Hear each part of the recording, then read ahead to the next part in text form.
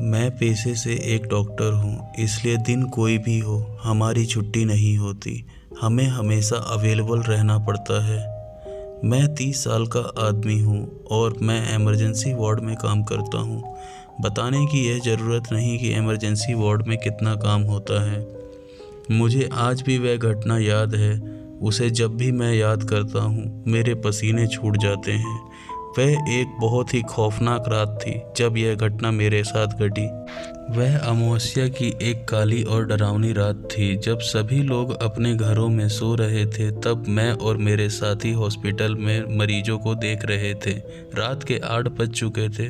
तभी एक सुसाइड का केस मेरे पास आता है। मेरे कलीग्स मुझे आकर बताते हैं कि मेरी ज़रूरत उन्हें ऑपरेशन थिएटर में है। मैं बिना समय गंवाए ऑपरेशन थिएटर की तरफ चल देता हूँ।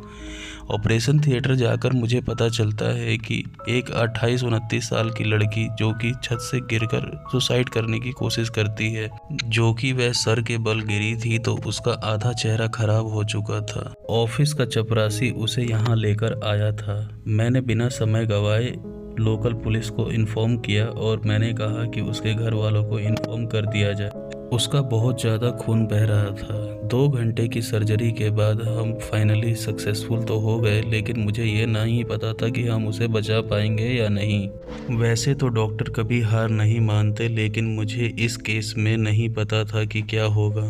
मैंने अपने कलीग से पूछा कि क्या पुलिस को इन्फॉर्म कर दिया और क्या इसकी फैमिली का पता चला यह कौन है और इसने ऐसा क्यों किया। ऐसे केसों में अक्सर पेशेंट अपना हिम्मत हार जाता है, लेकिन इस केस में ऐसा नहीं था।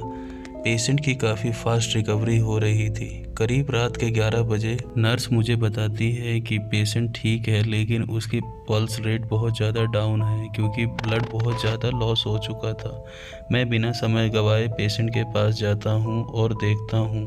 रात ज़्यादा होने के वजह से चारों तरफ सन्नाटा फैला हुआ था। हॉस्पिटल बिल्कुल सुनसान लग रहा था।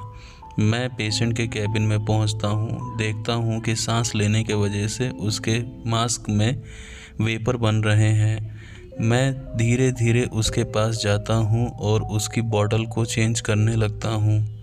मेरे पास कुछ ज़्यादा काम ना होने के वजह से मैं उसके पास बैठकर उसे देखने लगता हूं। पेशेंट का बहुत ज़्यादा खून बहने के वजह से उसके बाल भूरे से लाल हो चुके थे। मैं उसको देखकर ये सोचने लगता हूँ कि इसने सुसाइड अटेम्प्ट क्यों किया होगा, और उसको देखते देखते मुझे नींद आ जाती है। अचानक ही एक आवाज़ के साथ मेरे झटके से मेरी नींद खुलती है और मैं देखता हूँ वह पेशेंट उठकर मेरे सामने बेड पर बैठी हुई थी। उसके सीधे हाथ की तरफ मुंह पर पट्टी बंधी हुई थी और एक आंख से वह मुझे घूरे जा रही थी, जैसे मानो वो मुझे कुछ कहना चाहती हो। लेकिन मुझे ये समझ में नहीं आ रहा था कि वह ऐसी हालत में उठकर कैसे बैठ सकती है। मुझे कुछ समझ में नहीं आ रहा था कि क्या हो रहा है।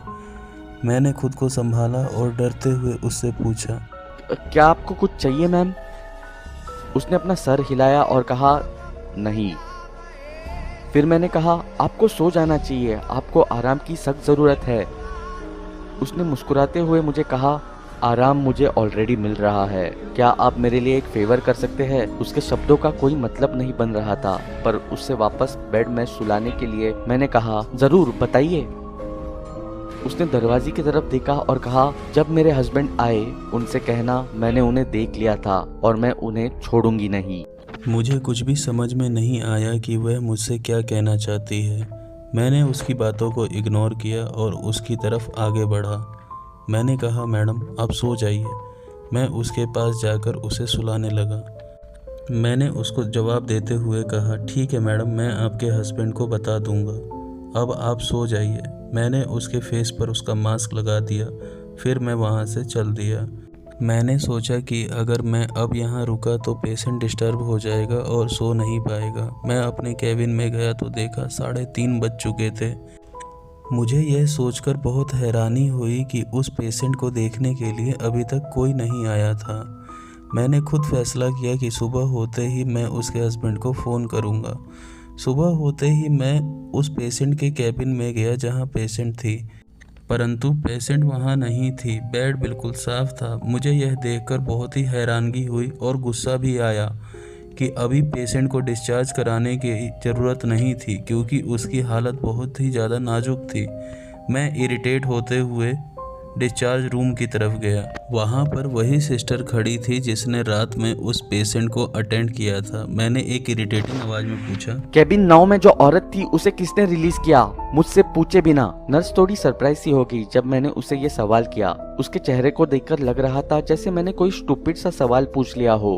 मैंने उसे और इरिटेटेड होकर कहा, प्लीज उसके हस्बैंड को बोलो उसे वापस लेकर आए, उसे ट्रीटमेंट की जरूरत है, उसकी हालत और खराब हो जाएगी अगर वो उसे रखेंगे। नर्स ने मेरी बात खत्म करने से पहले ही बोला, आपको नहीं पता डॉक्टर, मुझे लगा शायद आपको किसी ने बताया होगा। मैं बहुत कंफ्यूज हो गया था।